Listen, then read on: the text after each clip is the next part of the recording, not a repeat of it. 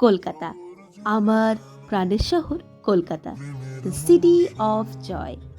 এখানকার রাস্তাঘাট, অলি গলি, আকাশে বাতাসে আমি এক আলাদাই অনুভূতি খুঁজে পাই, যেটা না আর অন্য কোথাও ঠিক পাই না। কলকাতা নিয়েই যখন কথা বলছি, ভিক্টোরিয়াকে ভুললে কি করা হয়?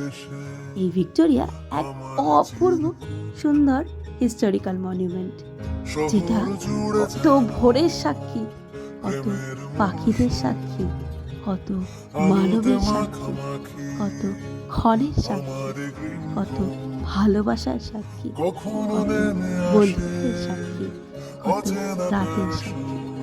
এই ভিক্টোরিয়া নির্মাণ করেছিলেন লর্ড কার্জন 1906 সালে রানী ভিক্টোরিয়া স্মৃতিতে।